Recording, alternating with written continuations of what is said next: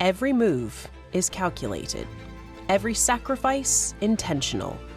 Manipulation, like chess, is a game of control, of positioning others without them realizing they're being played.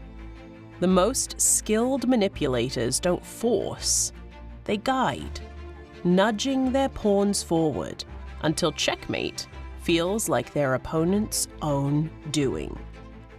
How does this happen? Why is it so consistent in its method and execution? And where is the line between sympathy for those who suffer from these traits and accountability for the pain they inflict on others? In this almost certainly not companion series, we examine each episode's origins, production process, behind the scenes, personal thoughts, and most likely go off on some tangents in spite of our best efforts. In this episode, we examine Double Attack, the maneuvers of manipulation. I'm Layla Lawrence. And I'm Dan Lauer. And this is Possibly Not.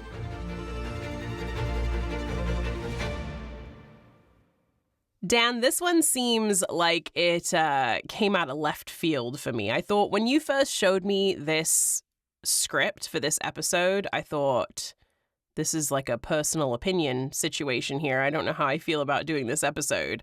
But the more we looked into it, the more I thought, oh no, I've experienced this too. And actually, I think everyone has experienced this.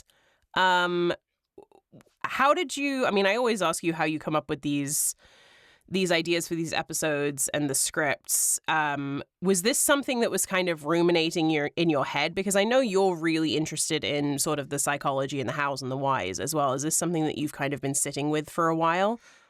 Yes. I have some personal experience with this and some third or second party experience with this. And I think what's fascinating, this is not exclusive to people who are manipulative or abusive in relationships.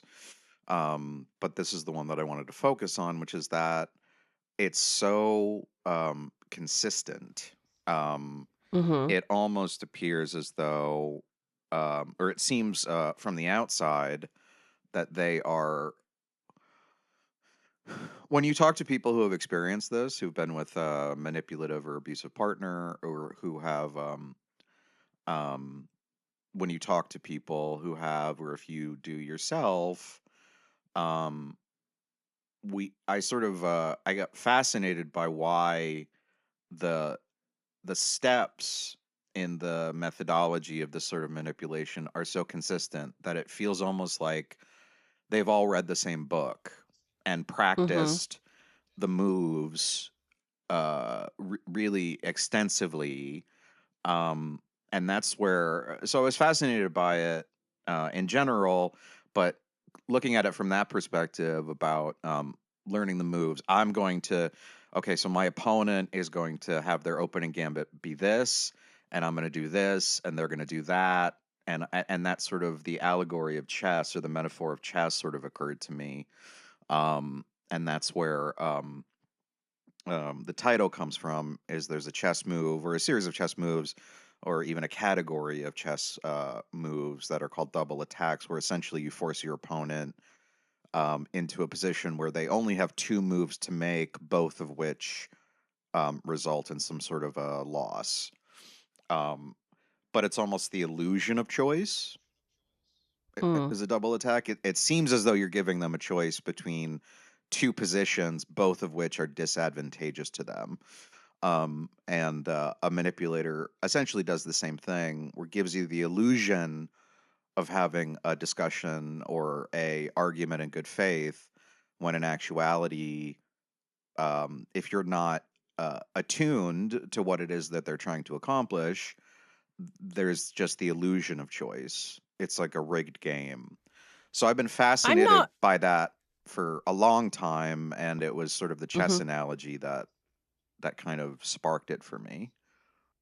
I'm not really familiar with chess. I'm going to be honest with you, as shocking as that may be to you. But it seems like it is just a game of manipulation, is it not? I don't want to get too into Well, what's interesting the about chess, ideologies of I am chess. But not. is it a game of manipulation, kind of bluffing, that sort of thing, or you're No. trying to figure out what your opponent is doing? Yes, I wouldn't say it's necessarily manipulation. What's interesting about chess is that I'm not a great chess player. I'm probably not even a good one, but I understand the game of chess and I'm fascinated um by what chess is. And chess is sort of, it's been called the game of kings, and the reason for that is if you look at the board, it's war. It's basically Mm. war. You're trying to kill or capture the king. That's the goal. So it's sort of a kingdom war between two factions. And that's why it's the game of kings, because it's a way to think about war, essentially. Um, and I think what's interesting to me about chess is you can learn the rules, in quotes, in like half an hour, because it's all about the um, the moves that each piece is allowed to make at certain stages in the game. So you learn about what moves a pawn can make, what moves a rook can make, a bishop, the queen, etc., the knight, and those rules are fixed. Those pieces can only move in certain directions. So learning the fundamental rules of chess is almost trivial, but there's billions of permutation, maybe even more than billions of permutations about how the pieces can end up on the board. So it's not about manipulation, but it is about, I think that what um, the greatest chess players in history have in common is an ability to see from the opening through to the end game. And an end game is a Seeing the outcome. yeah, the end game in chess is positioning your pieces to force a checkmate. Checkmate essentially is your opponent has no moves left to make. Their king, you've Hmm. captured their king, and the game is over. So they're seeing, not only seeing the moves that they want to make, but anticipating based on the moves that. So if you're the chess player in question, not only are you planning your moves in advance, however many turns ahead you're capable of seeing, but anticipating every possible reaction your opponent may have to each move you make. And if you manage to do that, which I think the great ones do, the chess masters do, that's why people who are chess masters win so consistently, because there's just something about the way that they think that allows them Hmm. to say at any given position or several positions ahead, I'm going to do this. And the options my opponent are, so I move my piece here, and here's what my opponent is likely to do. And then you already have your next move planned to cover any of the eventualities of the move that your opponent makes. So it's not about manipulation necessarily. I mean, there's a psychological component to it, and I think at a very, very high level, it's almost like physically exhausting.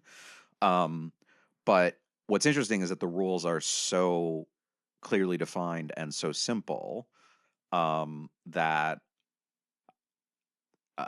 you can learn the fundamentals very quickly.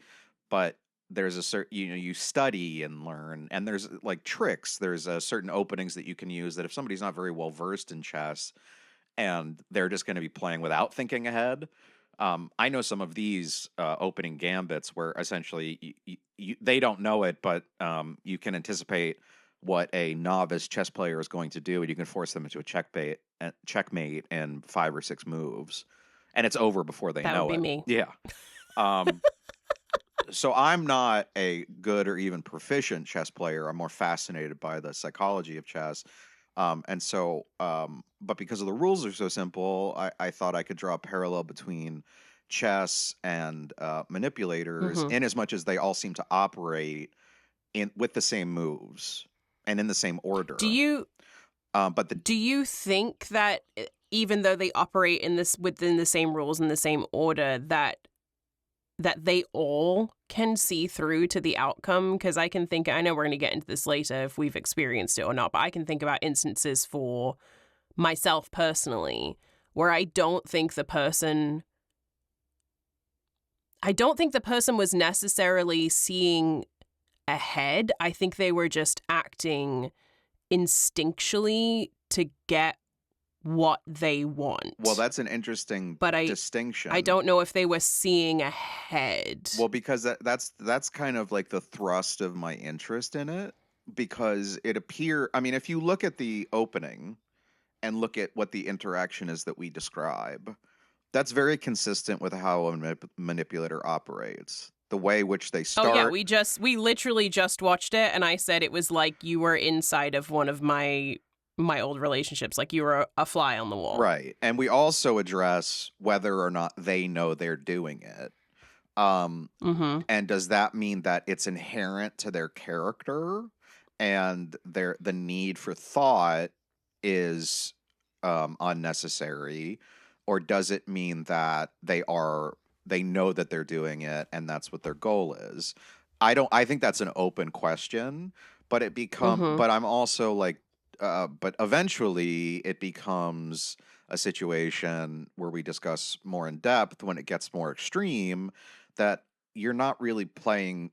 You, as the person who's being manipulated, thinks that you're playing chess, when in actuality, the manipulator is making it seem as though you are, but keeps changing the rules of the game all the time. Yeah, And I feel think that. It becomes, if you're a person who's never been in the company of a manipulator, or of somebody who behaves in this way, think of yourself as a novice chess player. The more experience you get, the easier it's going to become to identify these moves that you're making. But the difference is that if you're in a partnership or a romantic relationship with the person who's the manipulative, even though you understand that it's coming, and they always do this. This is how when we get into an argument, I know that it's going to go down this way. You have an emotional attachment to it, and yes. People tend to. People are strange creatures. They. It's not as easy to just say "fuck off" as you want it to be. It's not as easy to leave as you want it to be, and there's this codependency that develops. Because part of what the manipulator does is make you feel reliant on their sense of reality to define not only your position within the relationship, but your position, kind of your sense of self.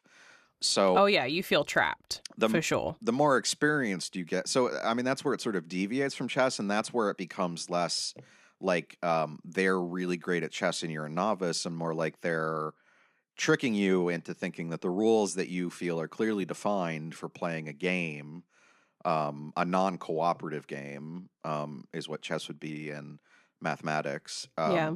I think it also comes down to like self-preservation as well.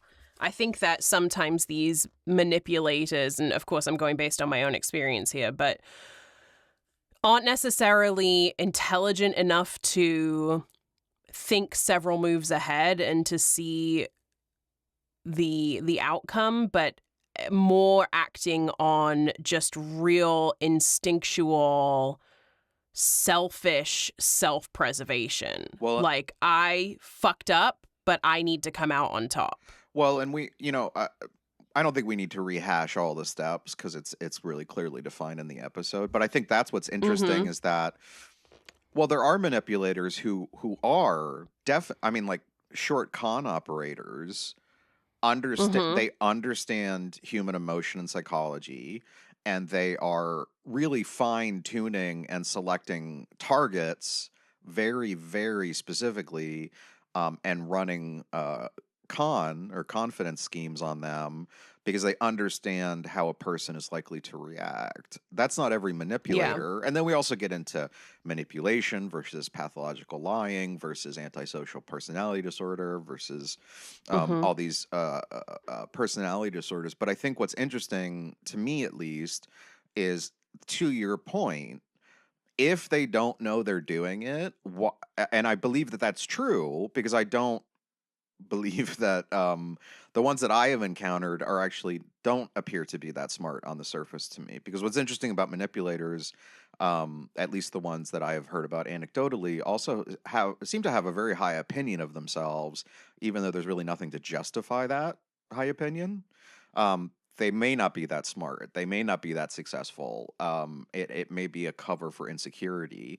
But why is it that it's like if I've talked to you about your experience, I would say that I've had Mm-hmm. 5 or 6 conversations with women who have dealt with this sort of thing with men, and I know that it goes the other way around too. But those are the ones that are on the top of my head, and I could take your story and stick it on another woman that I've had a conversation like this about, and Mm-hmm. the way the manipulative conversation goes are almost interchangeable. It's always this, Yes. or not always, but very often the same steps, and that was sort of the impetus for this episode for me, which is, isn't that why would that be? Isn't that Do you interesting? think we all have that? We all have that inside of us, but it's just No. some of us choose not to do that. You don't think everyone is capable of this sort of abusive manipulation? Well, I guess everybody's capable of murder, technically. Yeah. Um, That's what I'm saying. I wonder if that is something that is inside of all of us. I mean, when you get into like the id and the super id and all that, and like the self-preservation and thing, I mean, it is instinctual for all humans to default to self-preservation. but I think that Um, there's a self-preservation that can be achieved without manipulation. I agree 100%. But that's, I think, my question is, do you think that everyone has it within them to be this way, and that's why so often it kind of follows the same steps, the same rules, because that is sort of interwoven into humans, just the way we are, but so many people choose not to go down that path or choose a different route No, than because using those tactics. I don't think it's a choice. Well, we get into something sticky here. If they know they're doing it and it's a strategy, then it's a choice. If they're not even aware that they're doing it, then they didn't make a choice. That's just them. But how often do you think people aren't aware that they're doing it? Um, Because I think, personally, I think that everyone knows. there's a I think even if it's just like a little here's scratch in the back of your mind, I think everybody knows when they're doing it. Well, here's the distinction with a difference here, because there's 2 things that you're talking about there. One is it's a very childish instinct that I do agree that we all share, and hopefully as we mature we grow out of it, which is I want to get my way. Mm-hmm.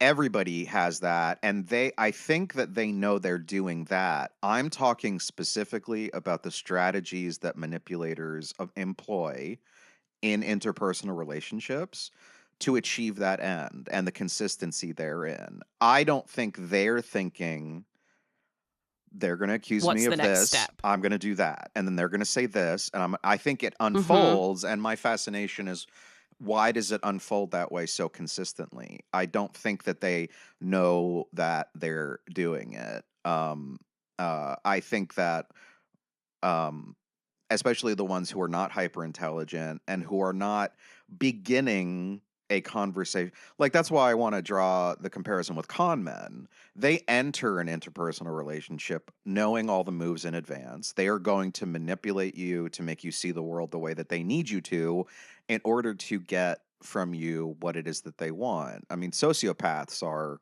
notorious for this, which is that they don't really aren't capable of seeing people as people. They see them as things and opportunities. And what is the way that I can manipulate you to get out of you? I don't feel anything for you. You're just a useful tool. So Mm-hmm. how can I manipulate your psychology and sort of your psyche to make you see the world the way that I want you to in order to get out of you what it is that I need, and then I'm going to never see you again and never think about you again. But manipulators inside of relationships oftentimes are employing these strategies to hold on to the relationship that they're sort of abusing and misusing.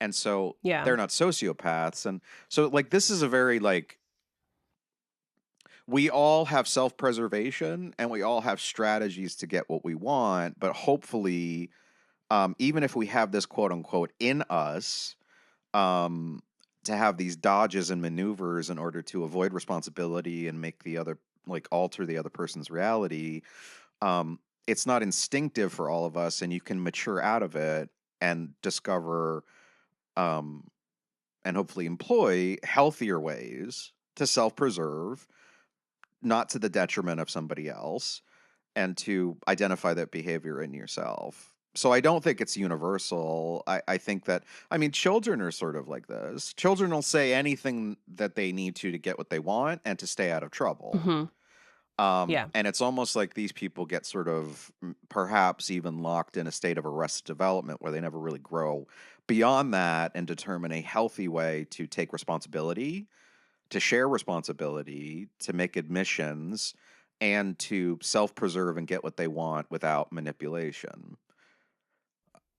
I think that's also a product of your environment as well. Just sort of grow. I mean, all of this stuff happens to us when we're young and sort of malleable as well. But let me ask you this, because this is a question that I have. I have thoughts about how women are just natural manipulators, and we'll get into that later, so nobody freak out about it, okay? I'm not like being an asshole about it. I do have like a genuine thought about this. Yes.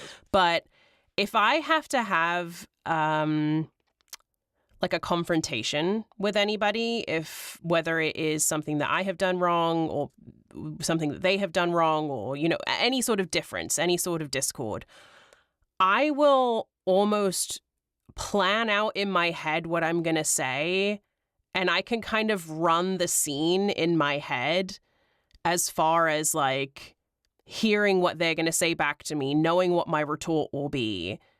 Is that weird? Do you do that? Does anybody else do that? Well, of course, but that's where I that's kind planning... of like, is that manipulation? I don't know. Like where I have that kind of like, okay, well then they're going to say this to me, and then I'm going to say this, and then I'm going to say that. No. And I can really play the whole scene in my head. Well, let me ask you, are you willing to make them believe that something that is true is not in order to win the argument? Are you willing to reshape their reality and deny and turn it back around honestly, on them?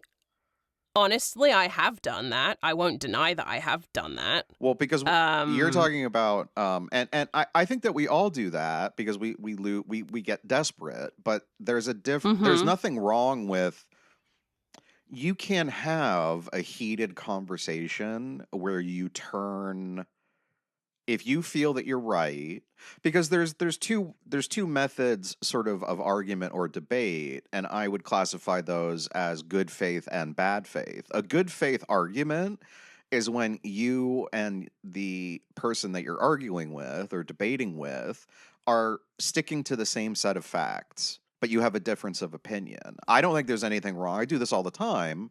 I do this with you. Sometimes we get off of possibly not, and you have an opinion, and I engage with the facts of your opinion and try to talk through those with you or anybody else who I have a disagreement with, but I don't keep shifting the goalpost. So there's nothing wrong with having a good faith argument where we both agree what the meaning of the word is, and I'm not like, for example, because that's where I think... But not manipulating facts. No, or manipulating you into thinking that, like, misstating or restating something that you said to make it seem like it has a different meaning than it did at the time. Oof. This seems like a terribly poignant episode for this point in history, society. Yeah, and I mean, obviously, it's very extreme at the moment. It's nothing new, but it's at an extreme. But yes, that's that. So if you and I are discussing, I mean, here's an example that I think I'm comfortable bringing up. If you are, is that after the recording of this, I don't know how we got onto it, but we had a discussion about religion. I have we don't need to rehash that argument. But here's my point: is that. Yeah, you guys don't get to hear the good stuff. Sometimes we just talk about things and you guys don't get to hear. but I have a very very distinct, very well defined, very clearly thought out, and very decisive opinions about religion and the existence of You? God Decisive opinions? or What are you on about? or a God. I don't do much wondering anymore. I did a lot of wondering in my teens and my 20s, and I'm pretty comfortable with where I stand. And we were having a discussion, not even an argument, but a discussion about this, where Mm-hmm. there's a little bit more fluidity to your opinion or how you Yes. feel. And I couldn't disagree more with a lot of the positions that you were stating. But Mm-hmm. as I was arguing, or not even arguing, but discussing it with you, I was clearly engaging with your points as opposed to shifting the goalpost and sort of reshaping what it is that you said to change the argument Mm-hmm. into something that you weren't trying to talk about. So that's a good faith argument or debate as opposed Yeah, I to wouldn't say wouldn't say that we ever argue. I think we very often debate things, but I don't think you and I ever argue. yeah. And so and that there's a difference there because if I was being disingenuous, I would say, "Well, what do you mean by religion?" And you would give a definition. I'd be like, "Well, that's not clear enough." Like what do you Mm-hmm. mean what do you mean when you say religion? And Yeah. we don't we're entitled to our own feelings, but we're not entitled to our own facts. And I think that Mm-hmm. as a Oof. general That hits. That hits right now. as a general definition, like we all share the English language and words mean things that are slightly Mm-hmm. different, but religion, in inverted commas, um, means roughly the same thing to everybody. So somebody who gets you trapped in what we call, or I call torture testing, on the definition of a word and doesn't let you move beyond that in an argument is not Mm-hmm. arguing in good faith. What do you mean by Well, and God? that, What as do you we mean by stated in the episode, is it exhausting as is? And well. you end up you want to forfeit for Yes. chess as a chess comparison because it is exhausting. It's mentally exhausting. It's physically exhausting. Well, what is God? What is religion? What is a woman? What is a man? Yeah. What is grass? I What are also think trees? when I was younger, I was probably more willing to argue till I was blue in the face about something like that. But as I've got older, I'm just like, okay, and I just walk away. Like I can't get into that sort of exhausted ring around the rosies anymore. Yeah. But so I don't think that there's anything wrong with okay, my business partner or my husband or my wife, they did something wrong, and I want to confront them about it, and I want to have a conversation. I It's not so egregious that I want to dissolve the relationship, but I also can't let it stand. I know what I want to get Mm-hmm. out of it. I want to confront them. I want to have a discussion about it. Here's how I'll open. Here's what they'll probably say because it's an interpersonal relationship, so I know them fairly well. But planning your angle of attack, as long as you engage with the reality of the facts and listen to them and respond in good faith, as opposed to shifting the goalpost all the time, um, there's nothing wrong with that. That's just going into a discussion prepared so you can express yourself. That's not Yeah. manipulation, Yeah. in my opinion. And and we also touch on, I mean, we touch on manipulation and also pathological lying, and that was kind of the thing with pathological lying. People throw around that term, I think, quite easily, just sort of like, oh, they're a pathological liar. But that is truly I don't know the correct terminology for it, but it's like a mental predisposition. Like it is truly like a mental illness being a pathological liar, is it not? It's not a diagnosis, but it's a symptom of several personality disorders. So it's not something that should I mean, we've talked about this before as well, about your disdain for people sort of throwing around these diagnoses that Yes. aren't real. So pathological lying is something that someone is, I think one of the cornerstones for it is that the person is completely unaware that they are doing it. Well, and I think the interesting thing that people miss about one of the kind of defining characteristics of pathological lying, because manipulators lie, and this is why I wanted to include that, is all manipulators Mm-hmm. lie, but the difference between manipulators who lie, um, people who lie to gain something and pathological liars is pathological liars, whether they know they're doing it or not, lie compulsively, almost to their own detriment. They can't help it. They might tell a lie that hurts them, as opposed to a manipulator who is lying, or somebody who just lies, doesn't have any moral qualms about lying to gain something. That's just somebody who has a little bit of moral flexibility about the way that they want to achieve something. A pathological liar will lie about a lie to people who, because they just can't help themselves. They can't help it. A pathological liar will be standing up in front of you talking about how hard it is to be quadriplegic. You're looking at them and they're standing. Yeah. You know that's not true. And they're saying it anyway and they look ridiculous. That, I think, is indicative of something that's compulsive. Obviously, if somebody had a choice to not do that, they wouldn't. They lie seemingly at random for no particular reason. So it's not for personal gain. It's something that is they just genuinely cannot speak the truth. They have to embellish or change the truth somehow. Yeah, and especially, it becomes, they lie about lying, and it becomes so ridiculous that it's sort of easy to mock, because they'll lie about things that are demonstrably untrue, like in the present moment, and they'll kind of stick to it to their own detriment. They don't really gain anything. I think that would be a hallmark of pathological. I think that would be a hallmark of pathological lying.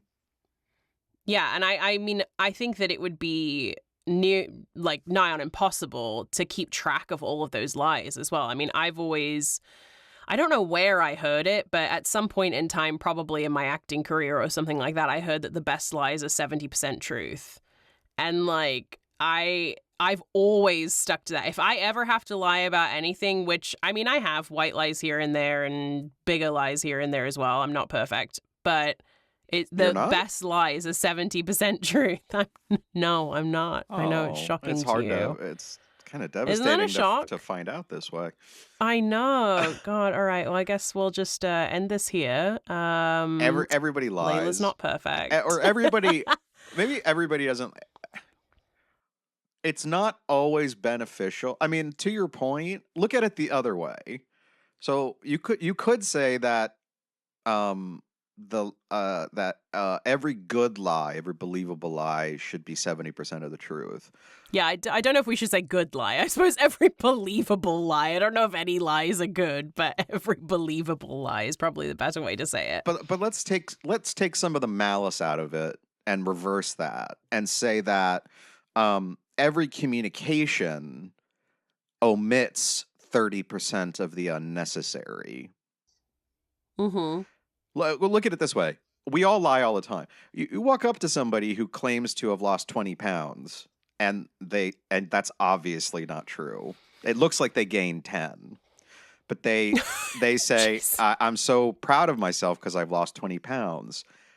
Do you say, no, I think you look fatter? Or do you say, like, no? What do you say? Oh, good for you. That's really impressive. Yeah. That's a lie. That's a lie. Yeah, I feel like tact and lying in that way kind of walk like a parallel with each other. And what are you doing there? If everybody was honest 100% no, you're right. of the you time. All lying. Yeah, but if everyone was honest 100% of the time, there would be no friends.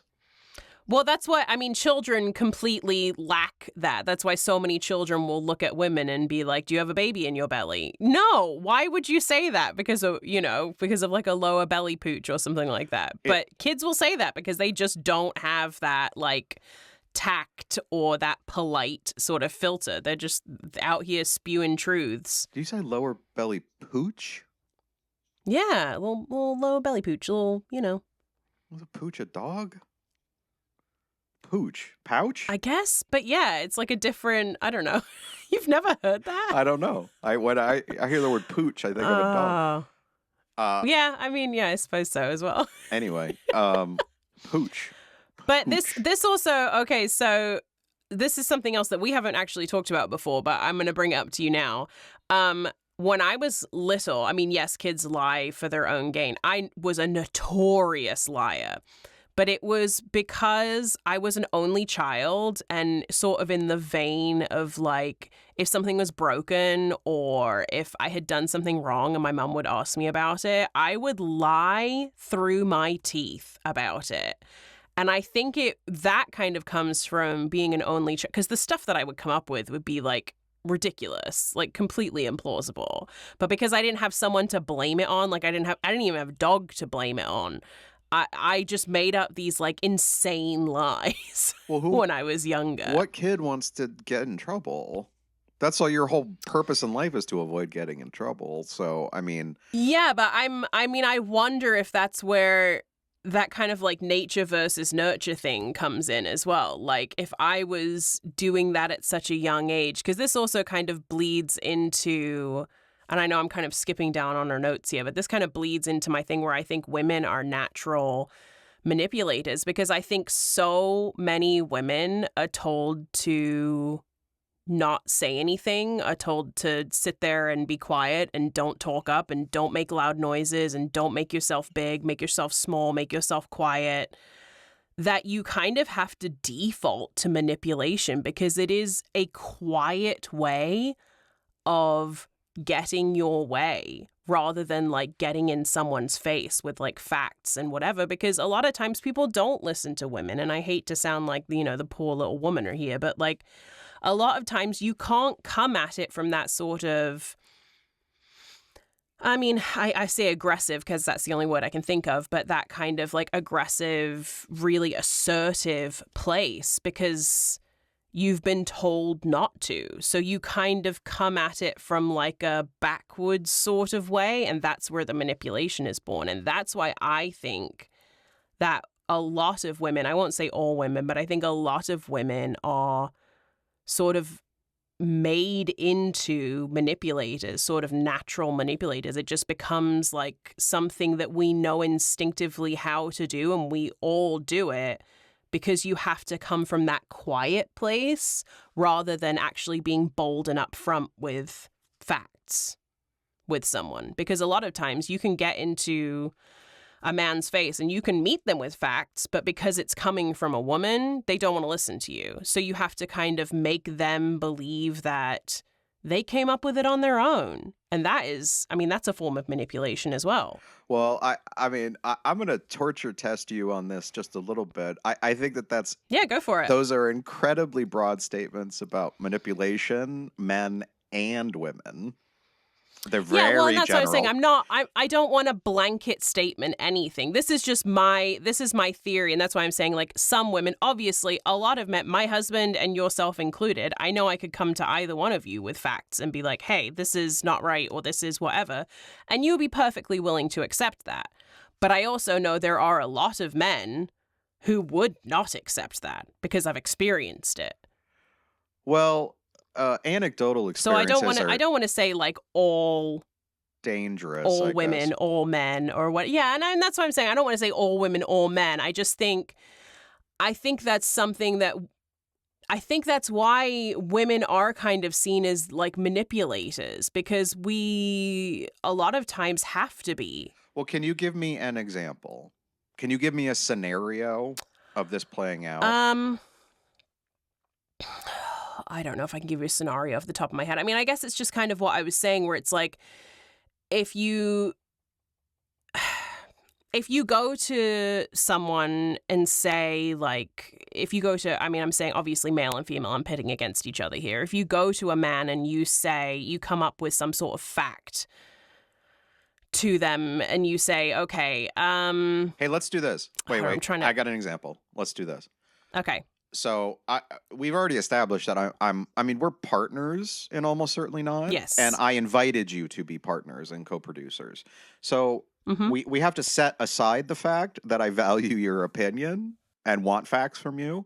So let's set that aside, and let's use as an example something where we have not had a disagreement, but it's kind of one of the few places where I have put my foot down and kind of used veto power and said it's never going to happen, which is merchandising. Yes. Okay. Yeah. So you come to me and say, or you did come to me and have said, like, a t-shirt or a mug would be a good idea. And I have said, no, I think that cheapens what Mm-hmm. we're trying to do. I'm not going to do it. And I've stated why. I've given my examples about why I don't like when people do that. I think that it's taking Mm-hmm. advantage of the audience, et cetera, et cetera. And I think my explanation has made sense to you. And we have sort of left it there and said, well, okay, that I know where her position is, I know where my position is, and you don't feel strongly enough about it that you've come back to me. Let's imagine that that it's really important to you, and you know that if you come at me and just say, like, hey, I think t-shirts would be a good idea, you're just going to get another no. Is there a way that you could think of to employ what it is you're talking about to talk around it, make it seem like it's my idea? Like the kind of the thing that you're kind of That's driving something that at. you are, I mean, you are really staunch about. So I don't know if it's something that I could make it seem as your idea, but you've already given me a little on this one, which I don't know if you remember, but because I was talking about it so much, you said that you wouldn't mind like giving them away as a prize or something like that for Patreons, or I can't remember what it was, but I mean, you did give in on it a Well, little bit. I did, but I kind of put it back. Maybe this was manipulative. I sent you a PNG of our logo, and I said, "Knock yourself out. I'm Mm-hmm. not doing it." So I did sort of turn it back around on you, which we haven't done yet. Um, No. but I'm just thinking about. I mean, maybe it's a bad example. Maybe because you know that I'm going to back to our earlier points. I'm going to argue in good faith. I'm going to engage with your point and Yeah. give you honest reasons why I don't think it's a good idea or I don't want to do it. And then you'll come back at me with the same. I don't. Well, it's also something that I don't particularly have like a truly vested interest. I'll give you an example. I have an example in my head now. When my husband and I, we live in Central America. I'm not going to get any more specific than that, but we live in Central America.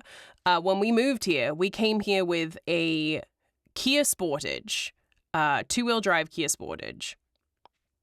Just not practical for the amount of off-roading that we have to do here. I had told him that we needed a 4-wheel drive. He was so resistant to it because he loved his little Kia Sportage for the longest time. He was so resistant to us getting a 4-wheel drive. He wanted it to stay within a certain price point. He wanted it to stay within a certain... It was just, there were a lot of stipulations around it, and it was almost impossible. I found a car, an SUV, and I fully manipulated this man into going to see this SUV, and then kind of I don't know if it's making him believe that it was his idea, but we paid way out of our price range for this thing. But it was one of those things where it was like, hey, why don't we just go, we'll go see it. Well, you drive it. You know, oh, you look so good driving this big car. It really suits you.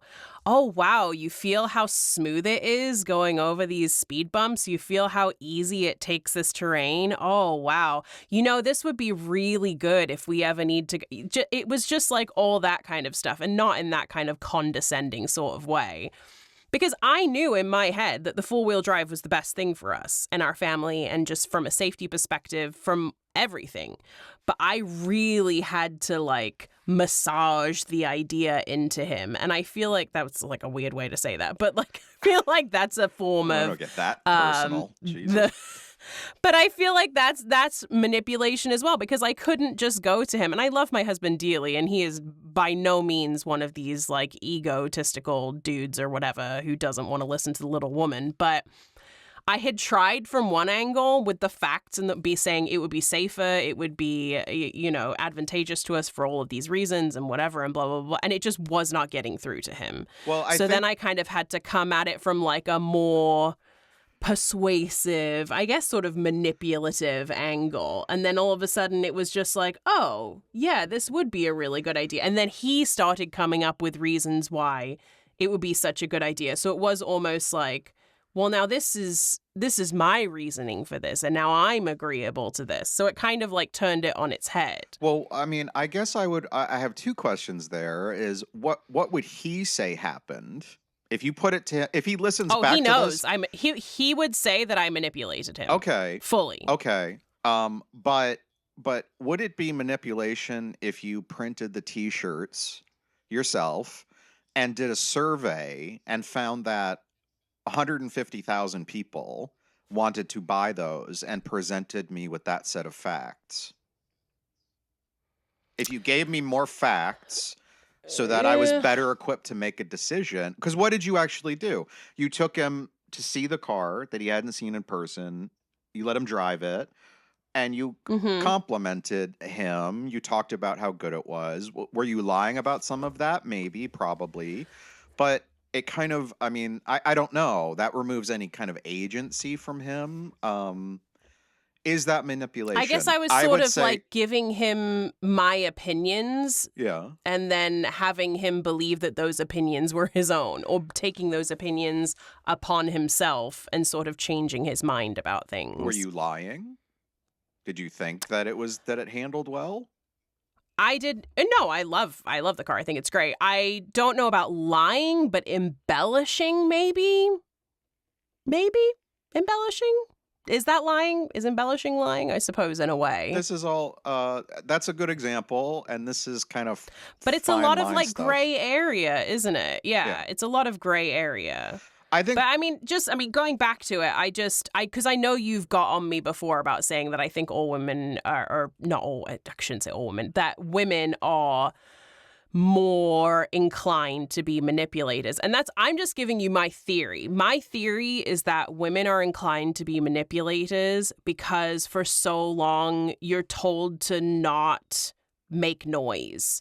And so to get anything done the way that you want it to be done, you have to kind of go this like manipulative route. Otherwise, you're seen as someone who is combative. I mean, I've been called combative before in my life when I've tried at work, when I've tried to, use just normal confrontation. And then all of a sudden, oh, I'm combative. How am I combative? Well, but if I went through the same thing with a more manipulative route, it would have been fine. Well, here's what I'll say is because now I thought that was we're getting off topic now. Well, no, we're not. We're still kind of on it, but I want to backtrack a little bit and kind of because now we're getting into sort of the history of women's roles in society and maybe even dipping a toe into feminism here, which is not a bad thing, but that was a very concrete example. I didn't disagree necessarily, but you said this while we were recording the episode, and I said, that's a bold statement. I wonder if she can back that up. So that's all I wanted to do here. The thing that I will say, number one, is I have opinions on this up to a point, because I am not a woman and will never understand how it feels to be a woman with those things.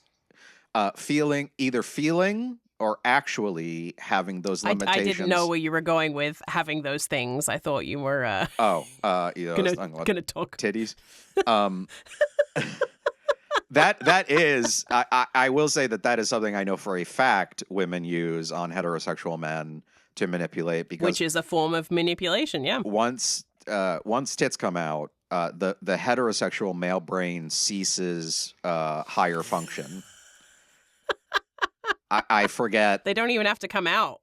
Or to, in my experience. Yeah, just to be just enough exposure to be obvious. The higher routines of function in the heterosexual male brain cease all meaningful functionality, and I will be like, what was I talking about? We were arguing. No, we were arguing. I know we were. Put those away. Put them away. Well, no, that's because I want that's the state. That's the perfect state of things. So I'm like, I don't care. No, but what I was going to say is I can't intuit or relate to the experience of either having the feeling that those impositions about not being direct are upon me, or it actually being imposed. And the other thing is that I think I know you know me extremely well, and I think that this has been your experience with me, and I am very comfortable. Like, all of my favorite bosses have been women. I like Mm-hmm. strong, opinionated women. I don't like shrinking Mm-hmm. violence. I don't like women who are just going to agree with everything I say. So, Mm-hmm. I'm coming at it. It's a disadvantageous position for me on this specific topic because Mm-hmm. I don't relate from either side. I don't have that But experience and I don't want that experience. So, that is also why we are so close, yeah, because I don't mind manipulating people to get what I want, manipulating men mostly to get what I want, but I don't respect those men. yeah, So I would not stay friends with them. yeah. And I don't need to be engaged with that way because, yeah, I don't know. I don't have those feelings. Are you a feminist, Dan? No, I'm not an anythingist. I don't like ists. But I think I But can anyway, not. that just to kind of put a button on that. That was my it's a theory more than anything else. I know it's a very broad statement, like you said. It's a huge generalization. A That's just my very theory It's as a to very broad statement because it's coming out of your mouth. mm-hmm. You're broad. Boo. He's not a feminist, guys. He's not a feminist. But Um, I love women you and I also respect women very much. you also brought up something when we were I think it was after we were done recording this episode or just shortly before we had finished, and I like my head kind of exploded a little bit and I went, okay, hold on, we need to save this for possibly not. You were talking about how the idea of manipulation, lying, that sort of thing being either nature versus nurture, that kind of thing, how it relates to pedophilia, which I feel is like a real stepping on eggshells, touchy ground It sort of is. thing. But It's you gave me a theory of your own. I mean, I think I will say it's a theory on how it relates to that. And I said, save it for possibly not. So can you reiterate what you said? Well, I want to begin with, because this is controversial, obviously. Yes. My point, I think, is sort of irrefutable about how I think about this, but I want to lay some groundwork here. So I did some additional research um, to back up my point, and I'm going to state that clearly first, and I'm also going to cite my references for this in the description of this episode, so people can I think go and that is look. important. Yeah. So, so what we're talking about is the incidence of pedophilia and sort of the born versus made conundrum. So Mm-hmm. I want to start here, and like I said, I'm gonna summarize this, but I'm gonna put uh, citations to all of these studies in the description so people can see what it is that I'm referring to. But so we're talking about the incidence of pedophilia and the research related to that, specifically related to whether or not pedophilia is a sexuality or is the result of trauma, a child sexual abuse in the person's past, and are pedophiles born or made or both, and what does Mm-hmm. current research tell us? So, Yeah. as of this recording, quote, research suggests that pedophilia is influenced by both neurobiological factors and environmental experiences, with estimates indicating that 40 to 60% of cases may stem from innate neurological differences, while 30 to 50% of convicted offenders report childhood sexual abuse in their own history. Brain imaging Mm-hmm. studies reveal structural abnormalities in regions linked to impulse control and sexual regulation, and some genetic and neurodevelopment factors, e.g., a lower IQ and more bizarrely left handedness, may So strange. contribute to predisposition. However, while child sexual abuse is a risk factor, most victims do not become abusers. And many Hmm. non-offending, this is important, many non-offending pedophiles lack a history of abuse. A conducted study which sampled a large anonymous population for a survey found that 40 to 60% of men with pedophilic interests reported, this is important, self-reported, Hmm. never engaging in illegal behavior. One Wow. study used neuroimaging to differentiate between those with pedophilic attractions who had offended and those who had not, concluding that a significant portion of pedophilic individuals never act on their urges. The consensus is that pedophilia likely results from a combination of biological predisposition and environmental influences rather than a simple born versus made dichotomy. So and I'll, like I said, I'll cite links to all of those individual studies where that summary comes from. But Hmm. having said that, and that's kind of that's National Institutes of Health. I think it was Harvard, American Society of Psychiatrists. So not just Wikipedia or Google. Um, the point that I made to you that took your breath away a little bit is, and something that we deal with here is sympathy versus accountability. Yes.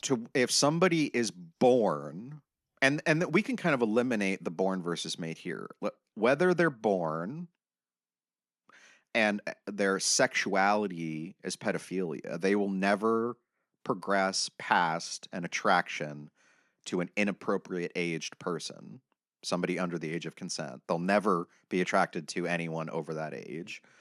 Or they are sexually abused themselves and have their sexual development arrested around the age that they were abused, and the wires get crossed, and so they find themselves incapable of attraction to anyone over that age. If they never act on it, they don't engage in downloading oh well, this that we're fucked already with this topic because I don't want to Yeah, say you can't child really say. pornography. Yeah. They never download they don't contribute to delinquency of Download minors. images or video, like any sort of media. Any sort of media that would be illegal, because obviously anything that represents a person under the age of consent is illegal Hmm. to create or possess. Never uh, commit a sexual act or abuse on a minor. And let's say that they know this about themselves and there are therapeutic So, like, they're just approaches. never acting on the impulses. Like, they have the impulses, but they are never acting on those impulses. It's all just stays within their own brain. And they understand this and treat it like a mental health condition and dedicate Hmm. their life or a large portion of their life understanding how damaging that this would be to anybody they inflicted upon and how transgressive it is and how wrong it is. But they are, under the definition, a pedophile. They're attracted to underage people. And they're either born that way, that's their sexuality, or they're made that way, but they never do anything illegal and they never hurt a child. Why should we not have sympathy for them?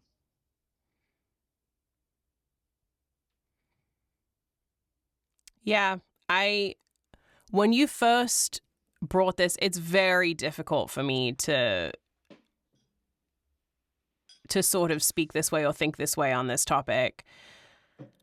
I guess I had never thought about it that way. I had never thought about the people who have these impulses but then never act upon them.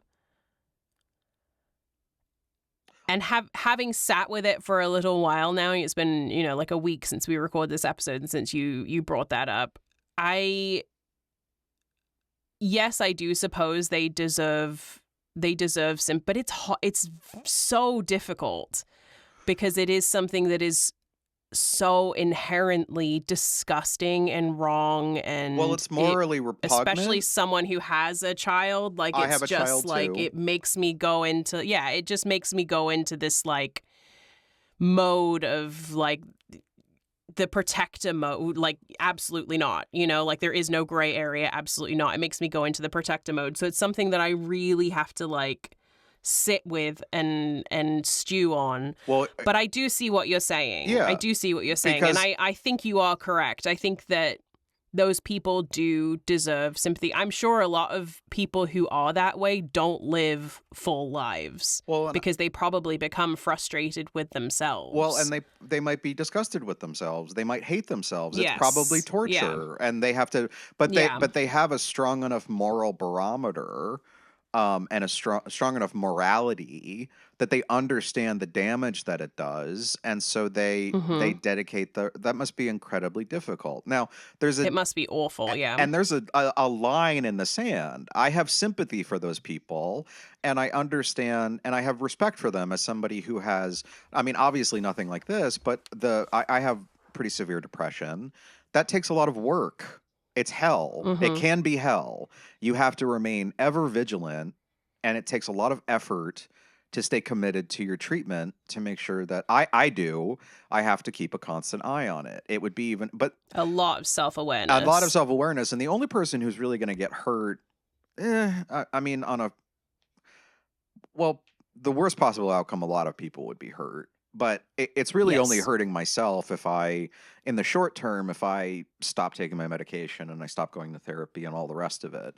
But for these people, so when they deviate, when they give into that, when they transgress, and they do the thing that they've been trying to avoid this whole time, and they hurt a child, virtually or in person, my sympathy is extinguished and they need to be punished. Hmm.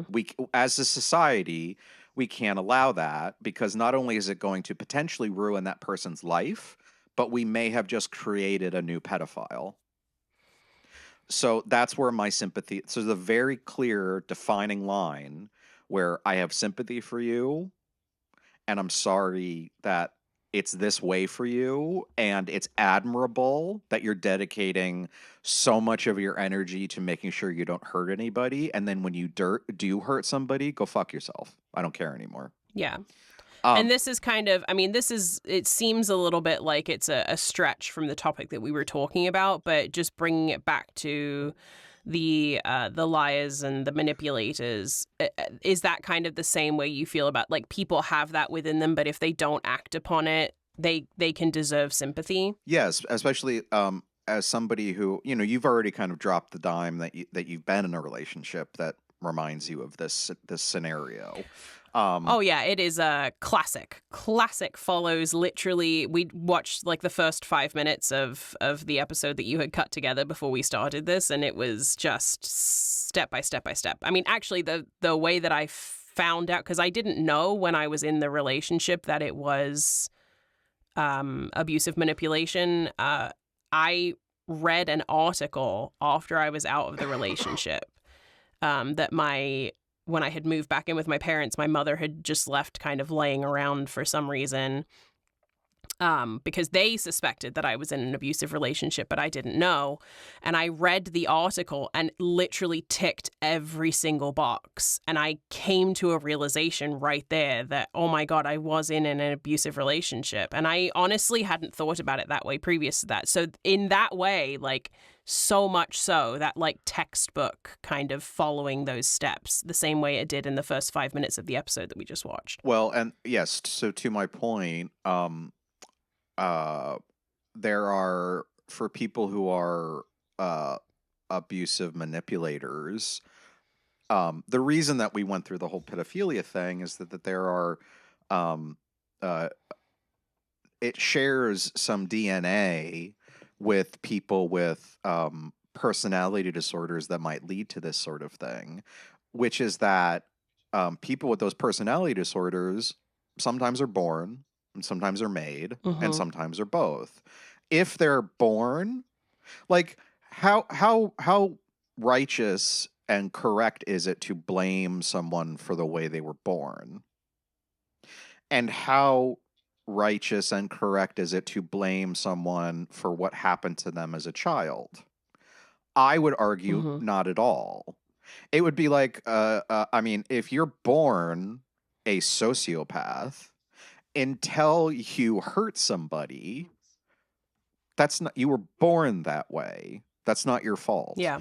And if you were made, if you have a genetic predisposition to sociopathy or antisocial personality disorder, is what the actual diagnosis is. If you Oh, I have didn't know that. a genetic, yeah, sociopathy is sort of it's a pop psychology term. It's actually called antisocial personality disorder. Um, there's a spectrum of Which is a personality term that disorders. gets thrown around as well. Yeah. Which means something, again, very specific. But my point and what we touch on in the episode, and the thing that I think that you picked up on as opinion in the beginning, is the closing, which is that the person that you're thinking of, one of his parents might have been an abusive manipulator, and he may have Oh, learned it. yes, they were. Okay, so he learned it, right? What Mm-hmm. difference does that make to you about the damage it inflicted upon you, and how much should it? And were his parents abusive manipulators? We can go Mm-hmm. back infinitely to the point where no one's actually responsible for their actions. And I think that everyone who is doing the thing at the time that is transgressive and hurting someone needs to be held accountable at that moment. We can Yeah. take into account their experiences, but they're passing that trauma on, and it's at that point that they need to be held responsible. So You have to make a choice not to perpetuate the cycle. I mean, I know that's a big, like, sort of pop culture thing at the moment, is like breaking generational trauma at the moment. Like, that's a big thing. and And it's rightly unfortunate. so. It's an unfortunate thing, and the world is really unfair, but now it's your responsibility. Yes. It's I wholeheartedly agree. It's not your fault that it happened to you and that it made you that way, but it's your responsibility to deal with it because no one else can. And it's awful, but that's the way it is. That's it. I also think that that is the way a lot of people in these relationships, and I'm speaking entirely from personal experience, I had sympathy for him because of his upbringing and because that was the only thing that he had seen. And that was how I justified a lot of what he did. And I think the sympathy So that's also like a slippery slope there. The sympathy, because I think you're right. It's up to him to make the choice to see what's happening and to say this is wrong. And I think that's why we started the conversation about, I mean, that is, I think a lot of people are going to have, I have a visceral reaction to my own thoughts about this, but I have thought long and hard about this, about anyone who's born a certain way or made a certain way through. We spend a lot of time in our society, especially those of us on what I would consider the right side of history, talking about not holding people responsible for the way that they're born, sexuality, Yes. mental health, all of that stuff. But it doesn't extend as far as people who have what we would consider to be morally repugnant urges who don't act on them. We blame them for that before they do anything. It's sort of like thought crime. And so if people sit with this the way that you have and think about what it actually is that I'm saying, with a very clear defining line between the moment where you have these impulses and spend your life dedicated to making sure that you never hurt anyone, and then you hurt someone, that's a different discussion. We cannot allow that. Whether it is a sociopath who becomes a serial killer, someone who was in an abusive, manipulative home in their childhood who does that to partners, or a pedophile, I think that there's a point at which sympathy and understanding needs to be doled out more consistently, and a point at which as soon as you are actively hurting someone and not doing, as much as it's unfair. I mean, welcome to the world. The world's a harsh, hungry place. it's not your fault that those things were done to you, but now it's your responsibility to not perpetuate that. No one, Mm-hmm. because it's inside of you, no one can take it away, and no one can make those things not have happened. It's your job, and you need to take accountability for not passing it forward. Yeah. I think you're right, though. You really have to sit with that because, I mean, as was evidenced when you brought up the topic, my knee-jerk reaction was, fuck that. And I think Like, knee-jerk no, reactions no sympathy. are really not valuable when it comes to things like this. Yeah. You know what I mean? Well, and that's why you do have to kind of, it's okay to have knee-jerk reactions, I think. But I also think that there is an incredible value in realizing, and we've been over this before, realizing that you're wrong or realizing that perhaps your point of view can be expanded Yeah. and sitting with something and really thinking about it logically, thinking about it from perhaps different perspectives than your own and coming to a different conclusion. We've talked about this before. I can't remember in what episode it was, but instead of having that initial, and I think that happens so much now too, is people have that initial thought and then they just run with it. That was the common And it's parlance. just kind of like, hang on, like, Possibly yeah, not. common parlance. So it's kind of like, no, just like, okay, it's okay to have that initial reaction. That's fine. Like, you're not to be blamed for that. But then to actually sit and sort of think about it, I think is something that doesn't happen a lot anymore, and I think it's something that is definitely needed. But yeah, I did have to sit with that for a minute because my knee-jerk reaction was abso-fucking-lutely not. Well, and I want to be clear that my emotional, visceral reaction is repulsion and disgust for all three. Yes. Right? Because there are sociopaths. I mean, all serial killers have antisocial personality disorder. Not all people with antisocial personality disorder become serial killers or killers at all. Mm-hmm. I think the same can be true for people who are manipulative and abusive in relationships.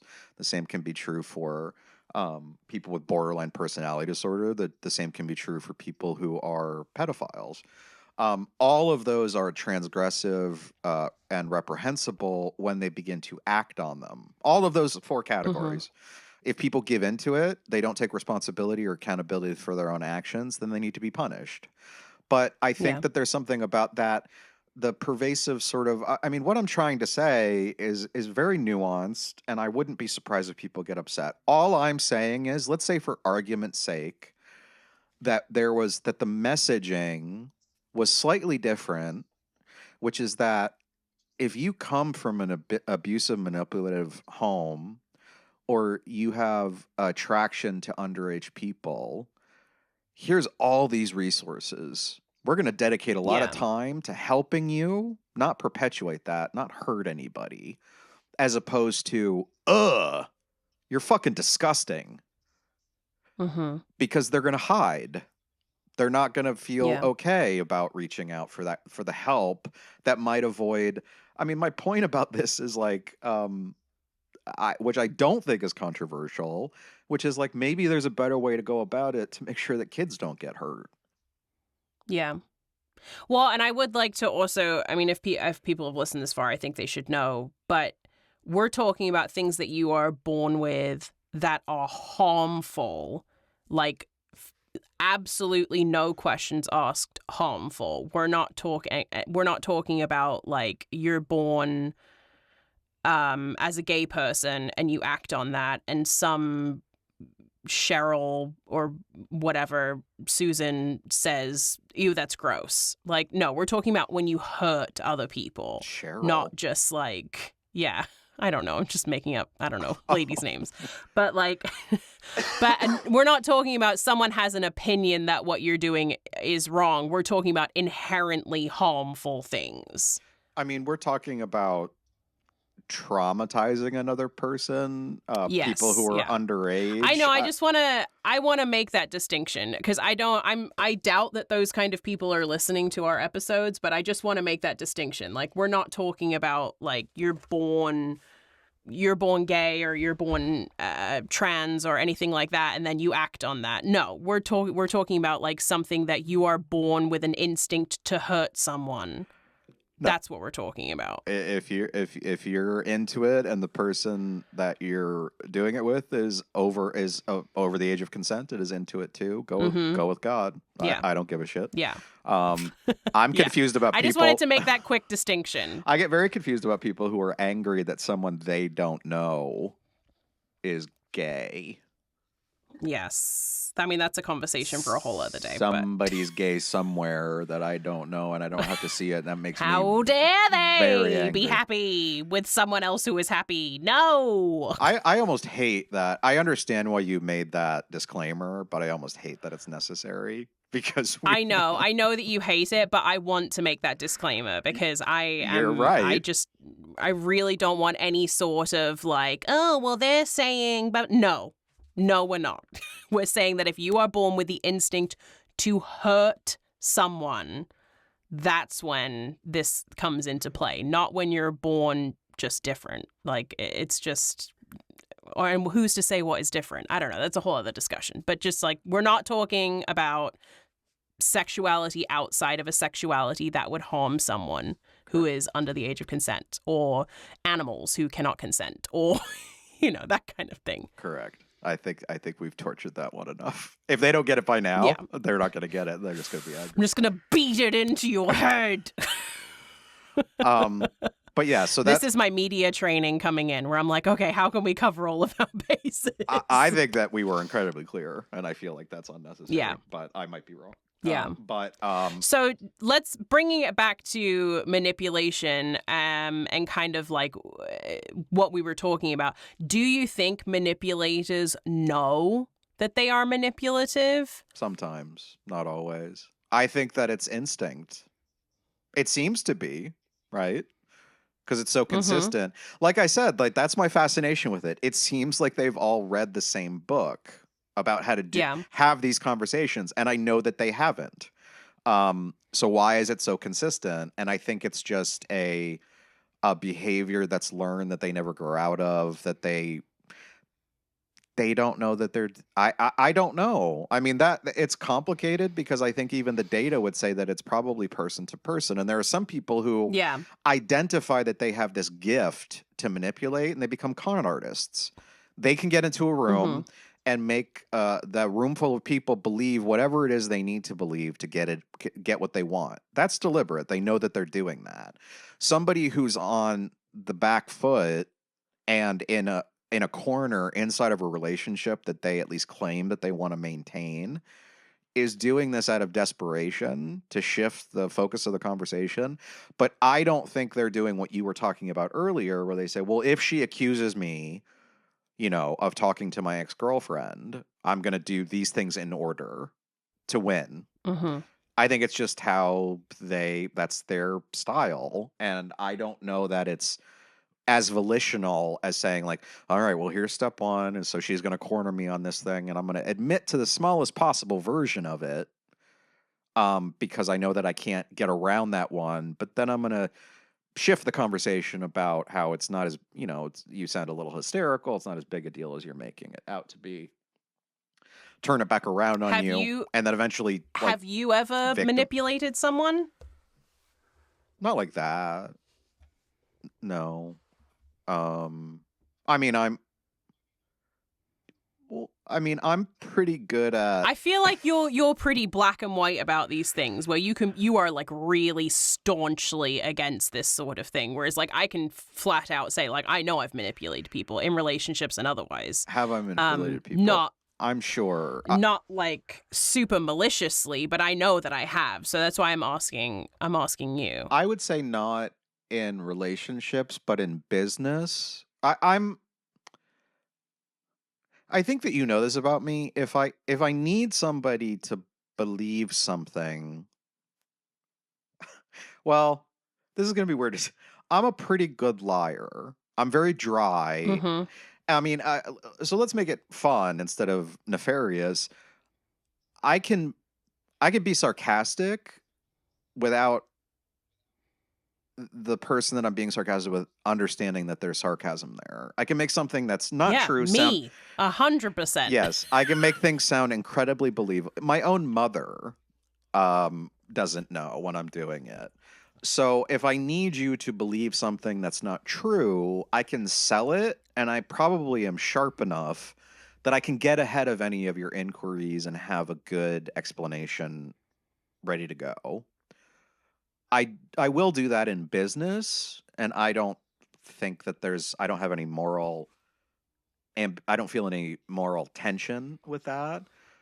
Mm-hmm. I would say probably not, or almost definitely not. Not the way that we're talking about it here. Almost certainly not. Almost certainly not. I don't want to be in that relationship that's built on that foundation. I don't. Mm-hmm.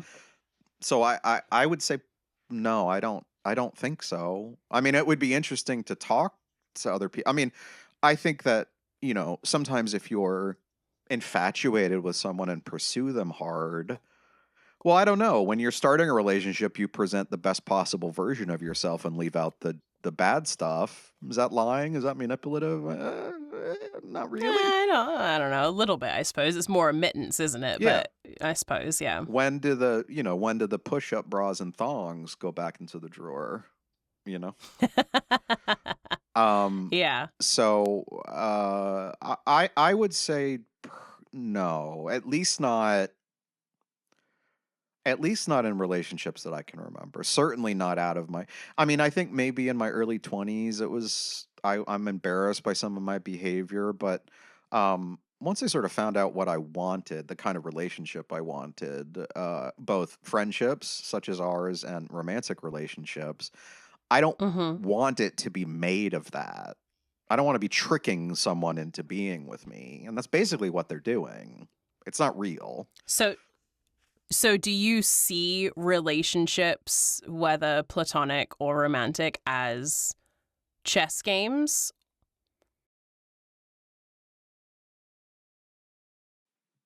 No, I think that's exactly the wrong way to look at it because that's adversarial. I mean, personally, I would find that to be exhausting. That's But I have been in those situations where it is, I mean, as I said, an emotionally manipulative, abusive relationship where it was a chess game and it was exhausting. Chess game is Every single day was exhausting. It's non-cooperative games. I think interpersonal relationships are cooperative games where you're both person A and I mean successful interpersonal relationships, I will say. Successful the ones that you should relationships. want. Non-cooperative games are when someone has to win and one person wins and one person loses. That's a non-cooperative game. A cooperative game is where player A and player B are both they can both win if they work together. That's the version of interpersonal relationships that I want. I think that some people think of it like for me to win, they have to lose. That's chess. Yeah. But I want in my either platonic, such as us, or romantic relationships, I want let's isolate our entire friendship. Set that to the side and think about this. This is not adversarial, what we're doing. For me to win, for me to be successful at ACN, I want you to be successful and vice versa. If we were trying to one up each other, or if we were thinking about it like, well, Dan really has to fuck up the ACN so I look better because I'm in charge of the possibly nots, then that would be an adversarial position. For me to win, Dan has to lose. But we're thinking about it for us to win. We both win in our own places. And I think about that in relationships in general. And honestly, if I get an inkling that that's not the goal of the person opposite me at the board, I'm going to walk away. And that's that.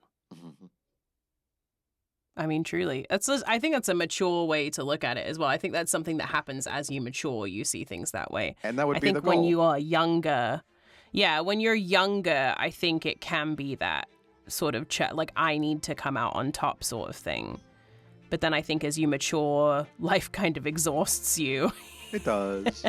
and you sort of broaden your thinking, and then you realize that the success is not your own success in relationships. The success is a shared success. I mean, I had sort of a different thing that I had to mature into, which was not being manipulative, but to engage with people emotionally, honestly, and not bury my emotions or their emotions. With friends, I mean, under 5 or 6 layers of irony, and pretend not to care and treat it like a joke. It can be cute when you're 22, not when you're 40. I have actually seen that from you. Yeah.